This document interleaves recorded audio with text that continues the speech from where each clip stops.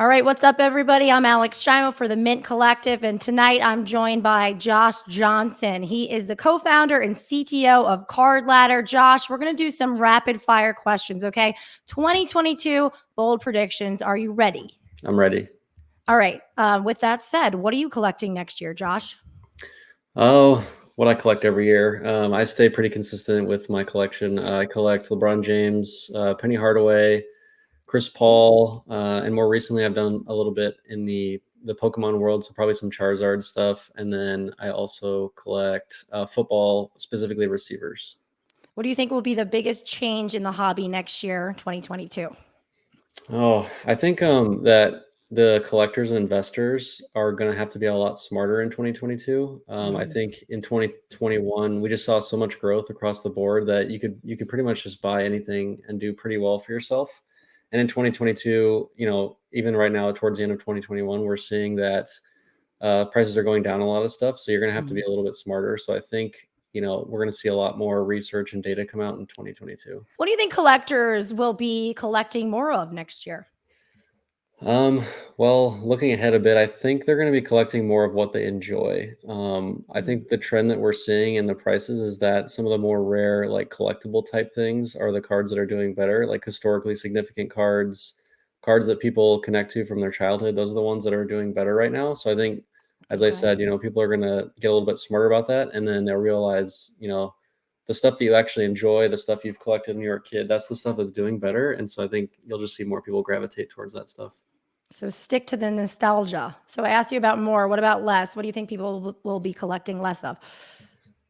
Maybe not a popular answer, but I think the NFT stuff, cryptos, more of your commodity items, stuff that's seen like massive, insane booms this year, is just like mathematically due for some corrections. I don't think it is inherently anything wrong with the particular items. We saw this with Top Shot, and we saw it with cards. Like we saw cards, certain commodity cards went up a ton, and then they've corrected quite a bit. So I think we'll probably continue to see some of that trend and probably trickle over into the crypto world.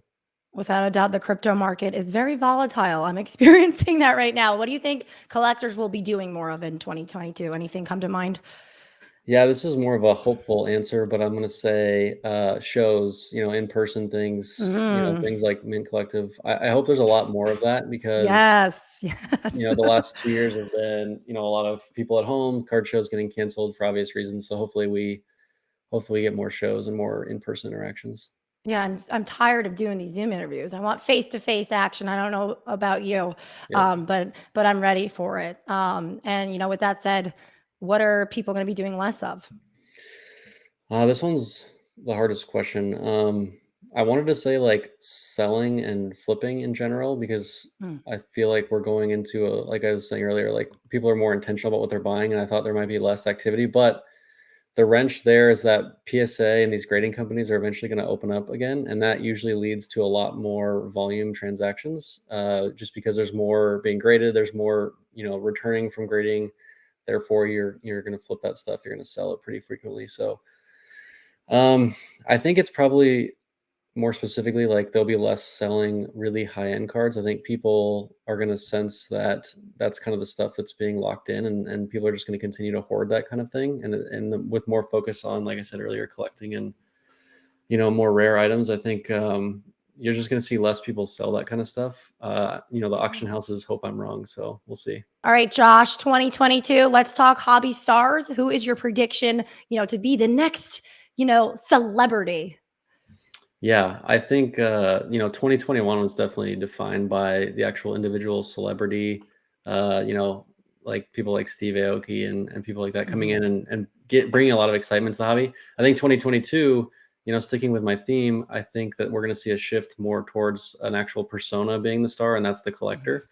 We're seeing a lot of the cards that are more rare, more scarce, more collectible, performing better, and it just puts a spotlight on the collectors who were collecting that stuff before the boom, and then will continue to do so. So I think the collector will shine the brightest. All right, which established company do you think people should follow in 2022? Well, I'm a company man, so I'm gonna say PSA. Given the recent acquisition of CardLadder, given the focus from Collectors Universe on the data and a focus on a lot of technology and innovative things that I've seen firsthand since I've joined. I think PSA is going to really establish itself once again as as the powerhouse grading company, and I think they're just they've got so much investment and so many smart people under the roof that it's gonna be a big year for PSA. Okay, and with that, sort of like a newbie, not a rookie, but an up and coming company. Is there anything or anyone that, collectors should look out for next year? Well, I've got two again, company man, so I'm gonna say CardLadder and Collectible. I think our two Nice. companies. Good answer. I think our two companies are on the brink of something pretty big. CardLadder, I'll start just joining PSA and being able to scale out what we have and sort of the intellectual knowledge we have of the card market and pricing modeling. I think that's going to be really great. And then Collectible, I think we're seeing a lot more people understand the fractional share space, and Collectible does Mhm. it best. And so I think a lot of what I was saying earlier, people are going to start focusing more on collecting. I think Collectible has a lot of focus on those types of items, and people aren't necessarily able to afford it entirely. So this is kind of the next best option for them. And I think we'll see a lot of people start doing that more. Okay, the word surprise. I don't love it in real life, but if you were gonna, make a guesstimate, what would be the biggest surprise in 2022? That could be positive. It could also be negative. What's your prediction? Yeah. Well, 2021 was also the year of huge moves in the business side of the hobby. You saw Mhm, lots of acquisitions. You saw lots of people, taking jobs at these companies. You saw lots of investment money, rounds of funding, all this news, fanatics. There's a lot of that. So I mhm. think the next year there's going to be a lot less of that. So my surprise is that we're going to see more focus on the execution and less on the strategy side from these Right. companies. And I people love are it. now settling in, and we're going to hopefully start seeing the fruits of all this stuff. Yes, I'm ready. Let's go. And the reason why we are both here, the Mint Collective, January 28th in Vegas. What are you most looking forward to? And I'm under understanding that you're speaking too, right? Yes, I will be speaking. Well, so like the card shows are awesome because you get sort of this mix of cards and community. But what I'm excited about for Mint is it's going to be more focused on community and learning.